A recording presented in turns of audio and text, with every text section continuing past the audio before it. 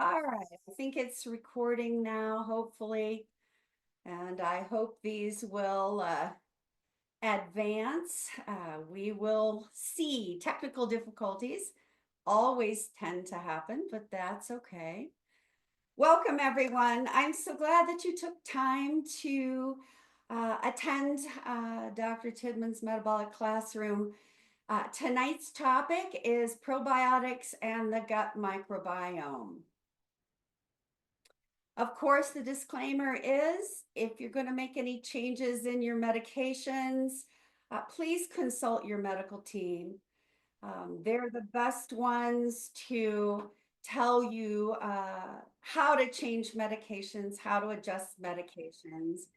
And I wanted to tell everyone again that this presentation is being recorded and will be posted on my YouTube channel and in my research participants classroom. So you'll be able to listen to this again and again for any information you might have missed. The objectives tonight are first to discuss briefly the gut-brain axis. What is that? This is a brand new focus in research. It has just exploded since about 2022. I'm also going to briefly describe the microbiome and its relationship to our health.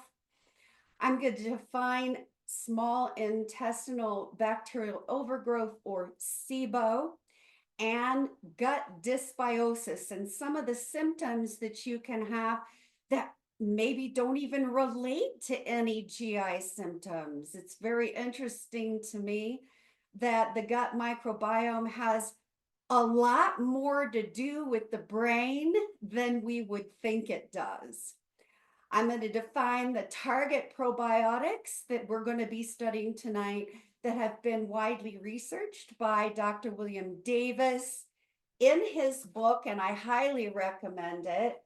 It's called Supergut, very easy to read, but he talks a lot about the relationship of the gut microbiome to many health conditions, including Parkinson's, which is, of course, one of my big interest areas, along with osteoporosis and metabolic health. So those are things that he does talk about in his book. I would highly recommend you get this book.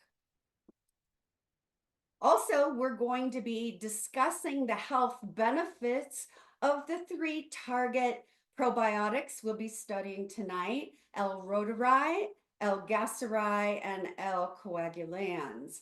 These are widely studied in a lot of the literature. I have currently downloaded 60, that's 60, research studies specifically on probiotics in Parkinson's disease.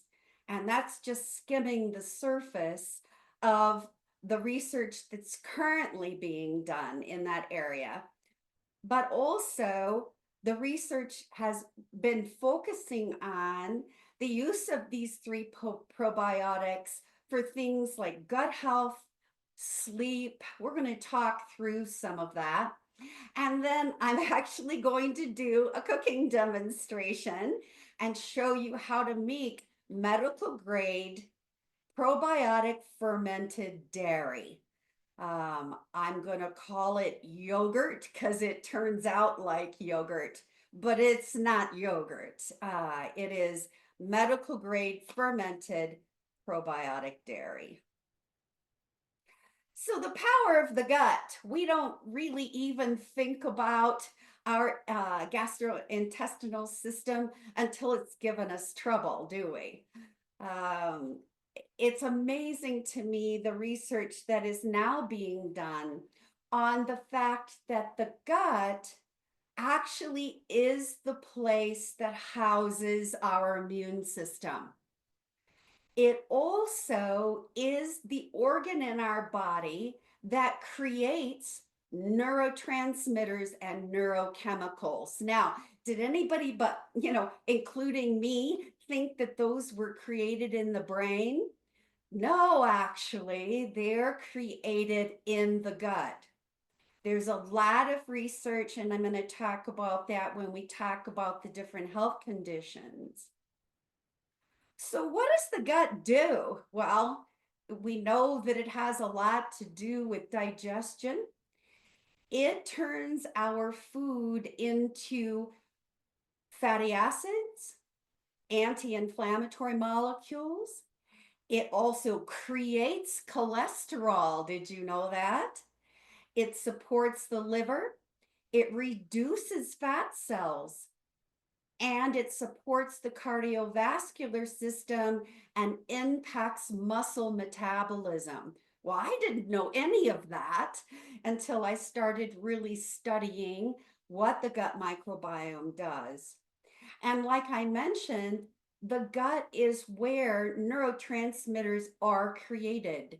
Those are things like serotonin and dopamine. Did you know that dopamine, yes, is created in the substantia nigra of the brain, but a large amount of dopamine is created in the gut and sent to the brain. We also can study the gut in terms of its permeability. What that means is how permeable, how porous is the lining of our intestinal system. The more porous it is, the more health effects we have because the lining of our intestine was actually created to be completely sealed. The only thing that the lining does is it protects the rest of the body from anything in the gut in terms of bacteria that would try to seep into our bloodstream. The problem is many of us, due to our diets and lifestyles, have what's called leaky gut syndrome. And this means that due to nutrition or chemicals that we've encountered or exposures to things like pesticides, herbicides, our gut lining has broken in places, torn in places, opened in places, and the cells are not contiguous. They're actually allowing some of these things that our body cannot tolerate to get into our bloodstream. That is a very simplistic view of leaky gut, but it basically means that our gut lining is damaged. And then we begin to get all of the symptoms that I'm going to talk about in a minute. We also know that the gut microbiome communicates with the brain via the vagus nerve. There's quite a bit of research currently that it is quite possible that neurodegenerative disorders like Parkinson's, Alzheimer's, MS, ALS actually begin years before in the gut through the creation of these abnormal proteins that are created in the gut and end up in the brain. I know those of you who know Parkinson's well have heard of tau proteins and tangles in the brain. Those are created by this abnormal protein that actually begins in the gut. Isn't that fascinating? This is my kind of new exciting area of research. It also has a lot to do with people with autoimmune disorders that start in the gut because remember, the gut is the origin, the organ, if you will, that houses our immune system. So, what are some of the symptoms of leaky gut, small intestinal bacterial overgrowth, or something called gut dysbiosis? So here are just a few that I could fit on this slide. There are many more. Chronic nausea after eating, chronic constipation, chronic diarrhea, excessive gas and bloating. Here's one, sleep dysregulation. Did you know that that could be linked back to gut dysbiosis, painful joints, vitamin deficiencies, which makes sense. If your gut isn't absorbing things properly, you're not going to be able to absorb the vitamins and minerals in your diet. Here's one, osteoporosis. Did you know that if our gut is not absorbing the needed minerals and calcium, it's never going to make it to our bones to strengthen our bones? GERD, reflux. How many of us have had GERD or reflux off and on our whole lives?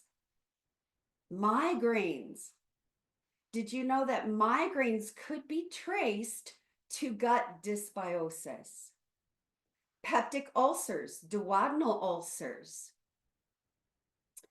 Parkinson's and Alzheimer's. There's quite a bit of emerging research in the area of neurodegeneration and gut dysbiosis. Colon cancer, well, that makes sense. If your gut is having trouble even absorbing and it has a lot of abnormal proteins and it has a leaky or damaged lining, that would make sense. These also make sense. Irritable bowel, chronic colitis, Crohn's disease. I have another slide. Ulcerative colitis. Allergies to foods and food sensitivities. Some people say, oh, I can't do lactose at all. But really, is it an allergy to lactose or is it a problem in the gut lining? Fibromyalgia, diverticulitis, restless leg syndrome. How many of our patients with Parkinson's and our family members with Parkinson's have restless leg?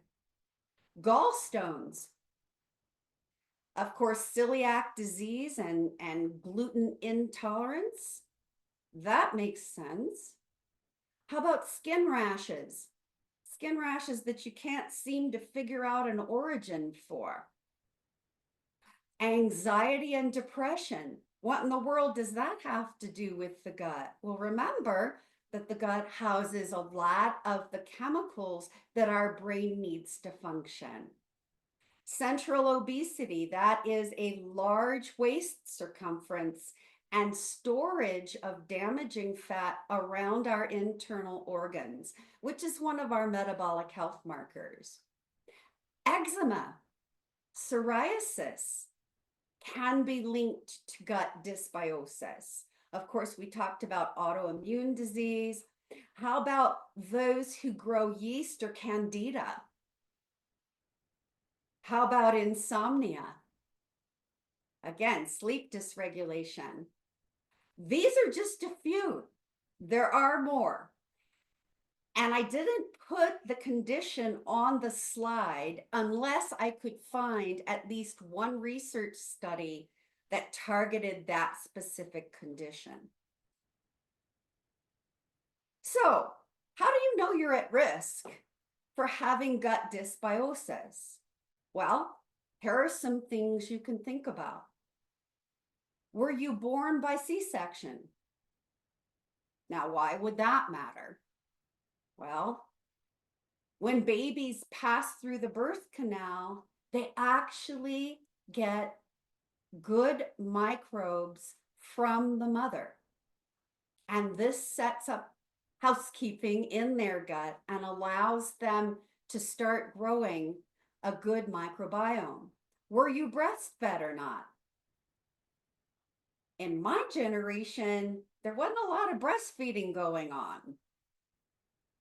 Did you have a lot of antibiotics as a child or a young adult? Have you had recurrent infections? Do you get sinus infections a couple times a year? Have you had any upper respiratory infections that you seem to get every year? Yeah, it's my every January upper respiratory infection. Do you eat junk food, fast food, high sugar? Do you eat a lot of processed food? Do you eat gluten? Do you have any environmental exposures? For example, do you have a mold problem in your house? Have you been exposed to pesticides or herbicides? So this is the first probiotic we're going to talk about. This is called L-Reuteri. It was named after a German scientist who, Reuters, who found this microbe, and it's called the love bug. Well, why is it called that? So L-Reuteri actually provides strong antimicrobial effects. In other words, its main goal is to move into the GI tract and kill off the bad guys that have taken up residence there. The beauty of L-Reuteri is it works in the upper GI tract. Most of the ones you see over the counter, most of the probiotics you get over the counter, only work in the colon. But the problem is a lot of these diseases and chronic conditions are caused by overgrowth of bacteria in the upper GI tract, the stomach and the small intestine. Well, L-Reuteri loves to live there. Another thing it does, it promotes oxytocin. You've probably heard of oxytocin when it comes to women who have just had a baby. Oxytocin is the bonding, the love hormone. It's actually a hormone that's created in the brain. And it actually comes into our feelings of empathy, of compassion, of affection. You can see why that's an important hormone, and it's triggered by microbes in the gut, and L-Reuteri actually promotes those. It also promotes the creation and the production of collagen for your skin, your muscles, and your bones. It reduces colds and respiratory infections. It improves your relationship to oral health, reduces plaque. It improves vaginal infections if you're prone to yeast infections, ladies. It decreases stress hormones. And we know that cortisol is a big one. We live in a stressful world. Therefore, our cortisol levels tend to be higher than they need to be. It promotes muscle growth. It promotes deep sleep. And I'm going to show you an experiment that I did on myself, which, you know, I'm always doing those. So you can see how it promoted some deep sleep in me. It regulates your appetite. Of course, it fights the bad microbes that have taken up residence in your upper GI tract. It even reduces infant colic. How many of you have had babies that had colic quite a bit? And it reduces symptoms of leaky gut. The next one we're going to talk about is L Gasseri. L Gasseri targets symptoms like irritable bowel syndrome. It reduces your waist measurement. Remember, I talked about how some of the damaging fat can hang out around your vital organs. It reduces the retention of oxalates. So oxalates are things that you get from plant foods that some people, it causes kidney stones. Those are oxalate stones. It has a lot to do, oxalates have a lot to do with poor absorption of calcium and minerals. So that would relate to what? Osteoporosis, right? L Gasseri is also bactericidal. It targets the bad microbes, the ones that are not supposed to be in the area of the gut where they appear. And for some people, it helps with weight loss. The third one is L-Coagulans, and I call this one the fireman. So this probiotic targets inflammation in the joints.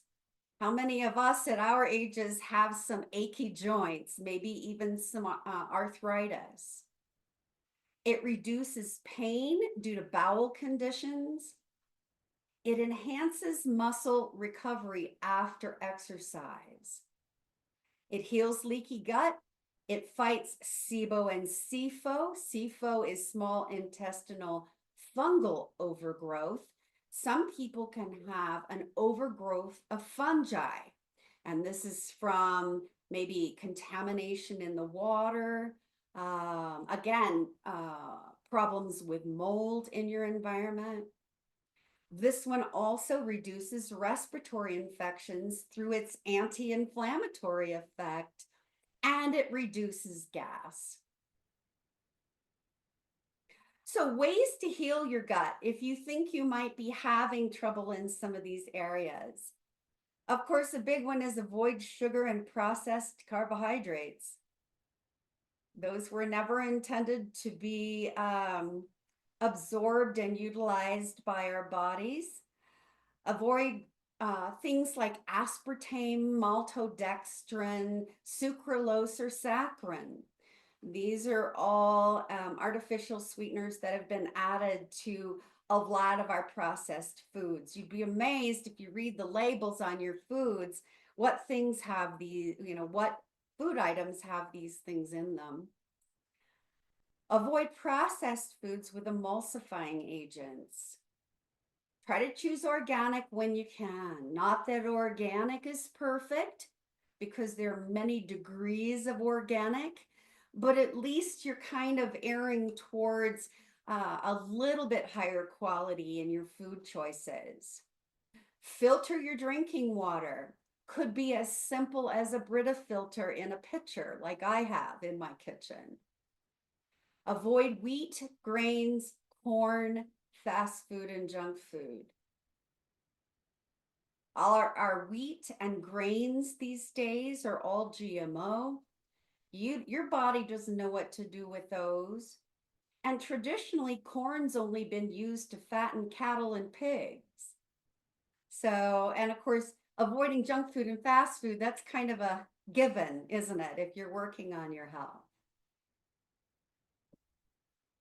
Go light on the alcohol. The current recommendation is 2 times a week, a 6-ounce glass of red wine. Avoid use of NSAIDs. NSAIDs are things like Aleve and ibuprofen. Now, why would that bother the gut? Well, they're anti-inflammatory to the extent that microbes do use a very low-level inflammation to do their work. So if you're always taking a lot of NSAIDs, you're actually suppressing the normal functions of your microbes. Avoid anti-GERD drugs, Prilosec, Nexium, Prevacid, omeprazole. Why? Because these set your stomach up to not be able to process the foods you're eating. Our stomach acid needs to be at a certain level to absorb our vitamins and nutrients. What I've found in my patients is that those who have been on these GERD type medications for a number of years have a huge problem with their gut, with the function of their gut, and a lot of them have developed osteoporosis as a result of taking these things long term, which interfere with your vitamin D absorption, your calcium absorption, the absorption of magnesium and potassium. So use a little lemon water. See if that will help your GERD symptoms and start weaning off these. That would be my recommendation. Try to avoid antibiotics when you can. So what are some prebiotic foods? In other words, what foods can you eat that help to feed the good bacteria in your gut? Because that's important. These are a few: asparagus, berries, chia, and flax seeds, all nuts, mushrooms, jicama, onion, garlic, cabbage, Brussels sprouts. Here are the greens: kale, collards, mustard greens, turnip greens, leeks, and fermented foods. Did you know that not all pickles are fermented? So I just found a brand, Mount Olive makes pickles that are fermented. They're actually very good. Psyllium or acacia fiber, sauerkraut for those of you who like it, coconut and coconut oil. Those are some good prebiotics to feed the good gut biota. Now we're going to move to the cooking demonstration. So what I'm going to show you is a very easy way to get all three of these probiotics, L-Reuteri, L-Coagulans, and L Gasseri, in a fermented dairy, a medical grade fermented dairy.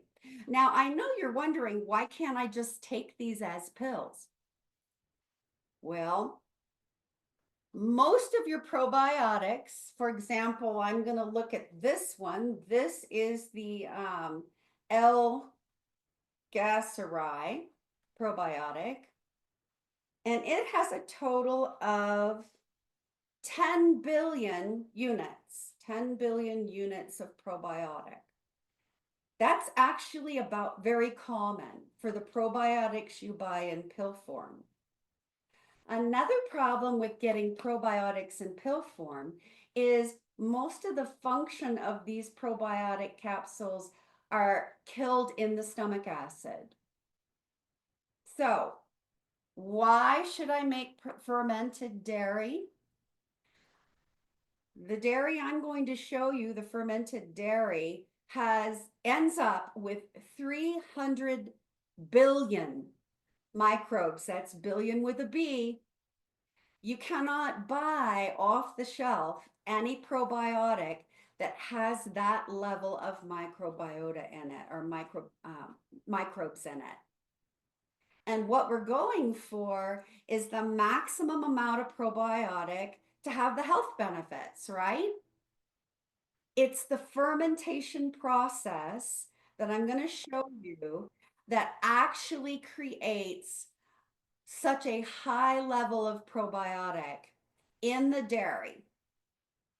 So what do you need? Well, you need the L-Reuteri probiotic capsules.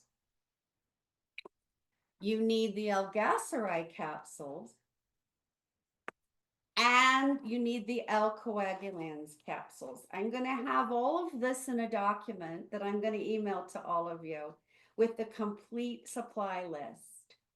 So you start your very first batch using the capsules themselves. After you make your first batch, you use a quarter cup of that to do your next batch, and so on and so on. So really, the only time you need to use the capsules is the very first batch you make, and I'm going to show you how to do that. The next thing you need is you need to feed your probiotics with something called inulin. I actually have researched, and I really like this inulin powder made from Jerusalem artichokes. It's very good quality, and it really feeds your microbes as they're reproducing in your fermentation process. Now you're going to need, I actually have done, this will be my 7th batch. I've been experimenting. I really think it turns out best with organic half and half. The reason is this fermented dairy will have no lactose in it. Many of you who are lactose intolerant, or you feel that you have been lactose intolerant, won't have to worry about this fermented dairy because the microbes will eat all of the lactose in the half and half. Now, can you make this with milk? Yes, you can. But there's a couple of other steps you need to do to be sure that the milk isn't going to grow competing bacteria. So I've had the best luck with organic half and half. The next thing you need is something to make it in. I happen to have the ultimate yogurt maker, and I'm going to show you that in a minute. But if you have a sous vide, I just made a batch in the sous vide in mason jars, and they did just fine. If you have an Instant Pot, that enables you to set the temperature down to 100 degrees and the timing for 36 hours, you can use your Instant Pot. Not every Instant Pot does that. They might have a yogurt setting, but the yogurt setting is usually 110 degrees, which is too hot for these microbes. So I actually got the ultimate yogurt maker on Amazon for $69. And it came with these great little jars that makes about half to 3/4 of a cup. And, they're just really easy, easy to use and easy to make your fermented dairy. Another thing you'll need is some kind of a thermometer. So I am preheating my yogurt maker. So I'm going to check the temperature. And the temperature is right at 100, which is just exactly what I needed it to be. And occasionally I'll check the water temperature in my yogurt maker just to be sure it's hanging out between 98 and 101. That's kind of the optimum for these yogurts. Now, I'm sure you're thinking, why can't I just go buy this yogurt somewhere? Well, these companies can't make it because it has to ferment at a very low temperature for 36 hours. The yogurts you buy at the store have been fermented for 4 hours at high temperature. Therefore, they don't have these probiotics in them. This is a whole medical grade type of approach. Now, the probiotics in store-bought yogurt are beneficial. They have lactobacillus, acidophilus, bifidobacterium. Those are good, and those take up residence in the colon. But remember, these are really intended to help treat some kind of condition that you're having, and I'm going to talk about that in a minute. So there's a list of the supplies again, and you'll need a wire whisk. You'll need some kind of a big measuring cup. I actually have an 8-cup measuring cup that I really like because I mostly make 2 batches at a time because I'm eating this stuff every day. And then some measuring spoons. Okay, so just some common utensils. Really the only thing different in terms of equipment is a yogurt maker of some kind, a sous vide, an ultimate. There's another yogurt maker made by Louvel that has very good reviews. It's also double the cost of this one. I've been happy with this one. So moving on. Here we go for the cooking demonstration. I'm going to stop sharing my screen. Okay, here we are. First, you're going to take your half and half.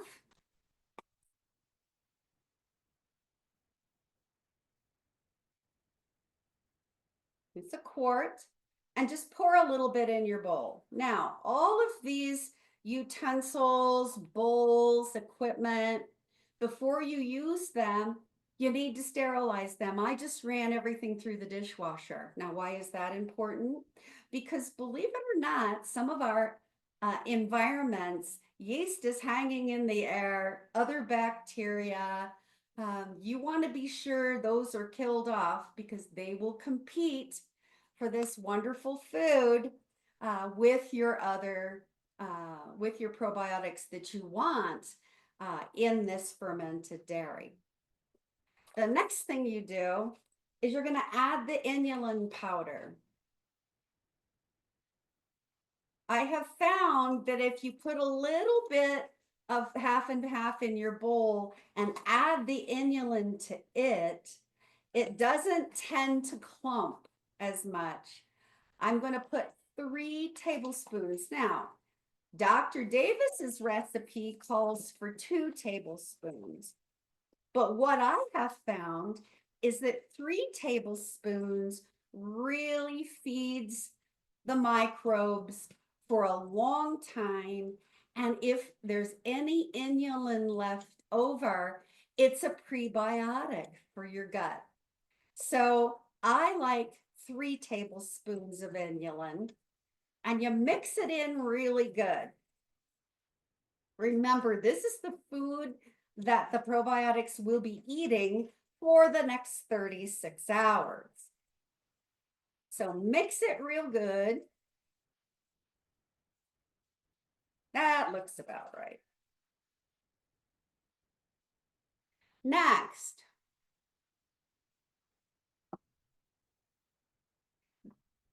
the L-Reuteri, and I need to get a,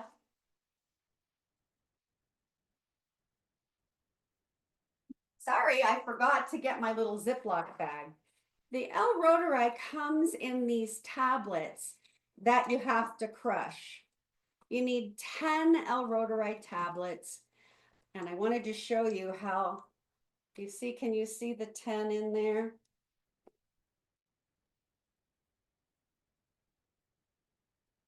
And you can take a hammer, I take my rolling pin, and I just crush the tar out of these things.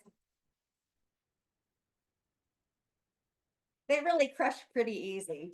But you can, like I said, you can use a hammer, you can use even just a, I don't know, something heavy. Some people use like a meat, one of those meat tenderizer things. I just use my rolling pin. And you need to crush them pretty good.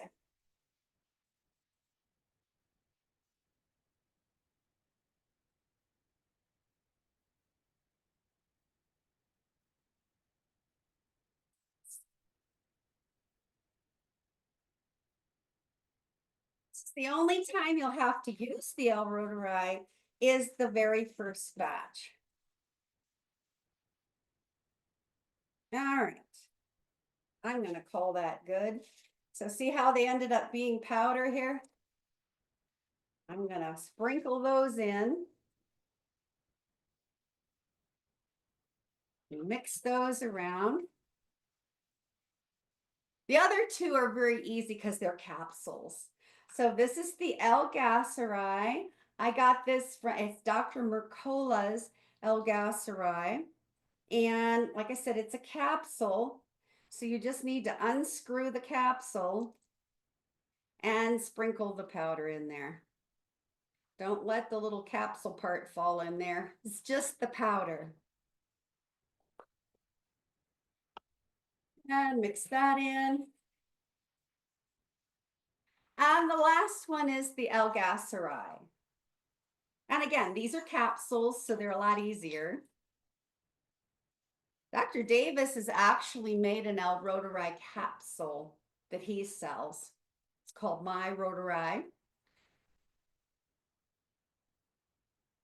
Let's see if I can get this capsule open here.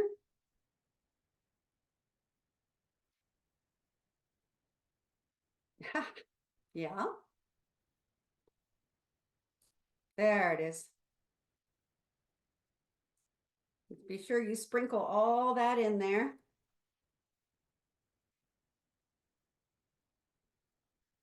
and mix it up. No, you just don't want any clumps.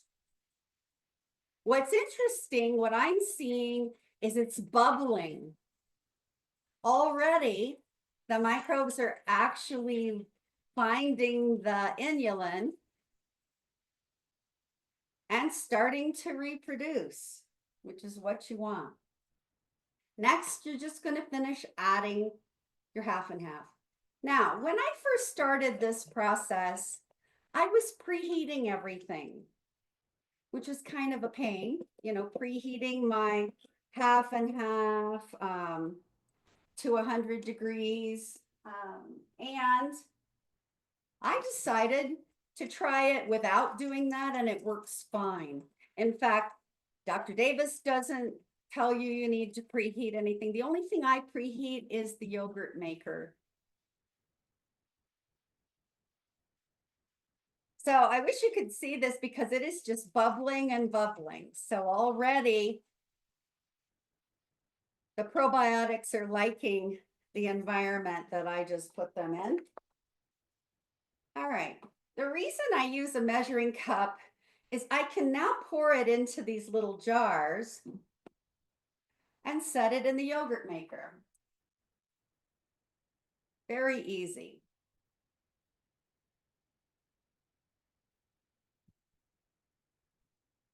Now I kept the lids on these things after I ran them through the dishwasher. Once again, kind of be amazed at how much bacteria floats in our homes.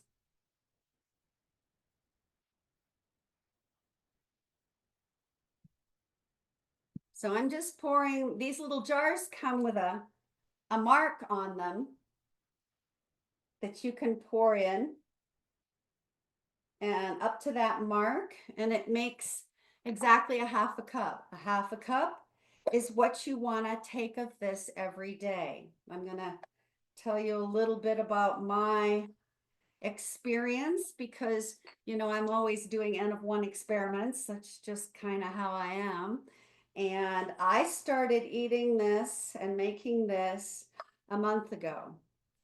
And I'm kind of surprised about how something as simple as a medical grade fermented probiotic could have such a big impact. So I'm going to finish filling these. Just kind of level them up a little bit. You see that the little jars are not all the way full, that's about a half a cup, which is the serving that you want.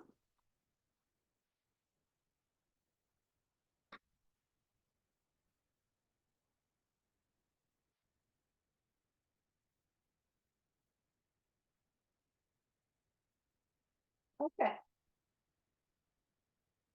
Now I'm going to pop these lids on and set them in the yogurt maker. It's as easy as that.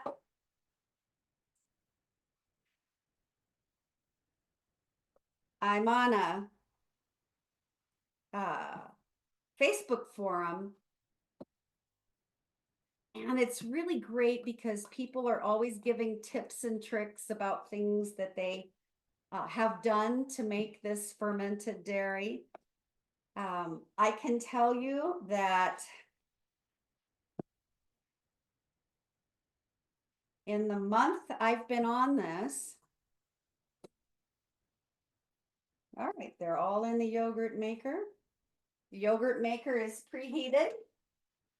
I'm going to put the lid on, and it's set for 36 hours at 100 degrees. And so probably this evening, I'll just check it every couple of hours, just make sure that it's holding its temperature. Right now, the water temperature is reading at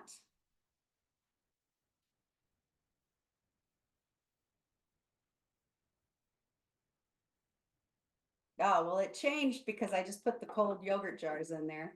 But it was reading at 100 degrees. I'm going to turn this to you so you can see this a little bit. This is the ultimate yogurt maker. It's certainly a good one. I've heard people have had trouble regulating the temperature. The thing I like about Ultimate, the company, is they'll just send you a new one. If you have trouble with yours, they're very responsive. So I kind of like that. I, of course, don't work for them or anything, but um, it's kind of compact. It's really pretty easy to use. So just to reiterate, this was what I call a first batch. So with the first batch, you're going to use the probiotics themselves, L-Reuteri, L Gasseri, L-Coagulans. And see, I have a bunch left over. I can make lots of other batches. The inulin, of course, which lasts a long time. What I do is I put my inulin in a Ziploc bag just to keep it protected. A whisk, some sort of container to mix it in. I like either a 4-cup or a 8-cup measuring cup.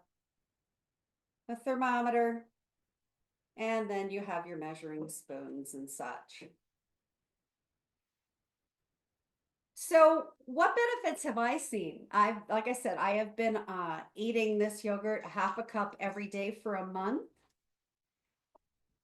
The first benefit is, those of you who know me know that I power lift 2 times a week, and then I teach aerobic dance classes 2 times a week. And for the last 6 years that I've been doing both of those things, after I power lift for the next 48 hours, I'm so sore I can hardly move, right? My muscles just really react to the powerlifting. In the month I've been doing this, my muscles are not sore. In other words, a little mild soreness, but they recover quickly. One of the benefits is that your muscles recover a little more quickly.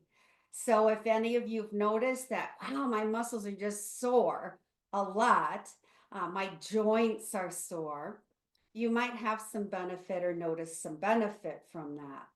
I'm going to see if this will show up. All right, I'm going to show you, I do a sleep tracker. I've done a sleep tracker for research purposes for about 4 years, and it tracks my sleep every night. And I'm going to show you a typical tracing, if you can see it with the camera. This is a tracing of, let's see if you can see it, of a typical night's sleep. Hopefully you can see that. As you can see, I'm awake more than I'm asleep. Hopefully you can see. I'll try to move this so you can see it. So that was my typical tracing. Now, let me show you just a week after I started this regimen.